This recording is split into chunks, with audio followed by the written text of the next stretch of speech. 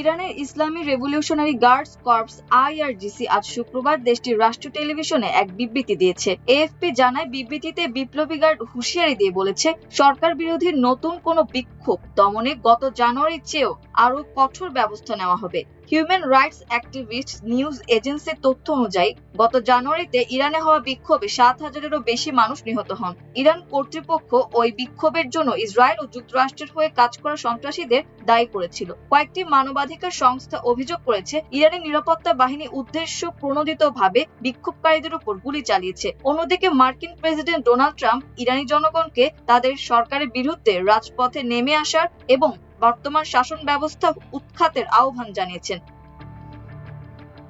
এদিকে দুবাইয়ে আজ শুক্রবার সকালে বিকট শব্দে বেশ কিছু বিস্ফোরণ হয়েছে।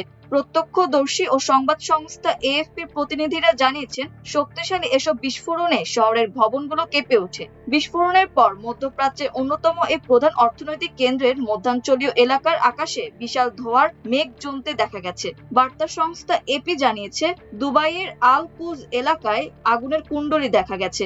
ধোঁয়ার কুণ্ডলী দেখার জন্য উৎসুক জনতা সেখানে ভিড় জমান। পুলিশ এপির এক সাংবাদিককে দুর্ঘটনাস্থলের কাছাকাছি যেতে বাধা দেয়।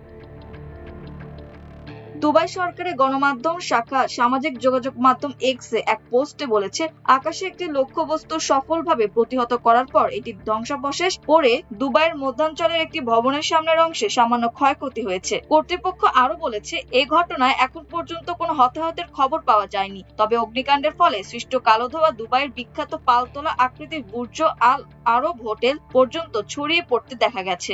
এছাড়া ইরানের রাজধানী তেহরানের বেশ কয়েকটি এলাকায় আজ শুক্রবার সকালে বিকট বিস্ফোরণের শব্দ শোনা গেছে বলে জানিয়েছে দেশটির রাষ্ট্রীয় সংবাদ মাধ্যম। স্থানীয় সময় ভোর 5:15টার দিকে তেহরানের পূর্ব দিকের দুটি এলাকায় বিমান হামলার খবর পাওয়া যায়। আধা সরকারি সংবাদ সংস্থা ফার্স নিউজ জানিয়েছে, বিস্ফোরণের তীব্রতা এতটা বেশি ছিল যে স্থানীয় বাসিন্দারা তাদের ঘরবাড়ি কেঁপে ওঠার কথা জানিয়েছেন।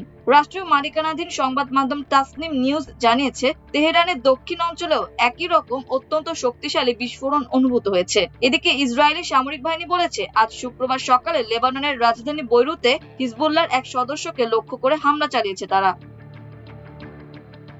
তবে এ হামলা সফল হয়েছে কিনা কিংবা শহরের ঠিক কোন এলাকায় এটি চালানো হয়েছে সেসব বিষয়ে সামরিক বাহিনীর পক্ষ থেকে বিস্তারিত কিছু জানানো হয়নি। গত কয়েকদিন ধরে বৈরুত সহ লেবাননের বিভিন্ন এলাকায় ইসরায়েলের ভয়াবহ বিমান হামলা অব্যাহত রয়েছে।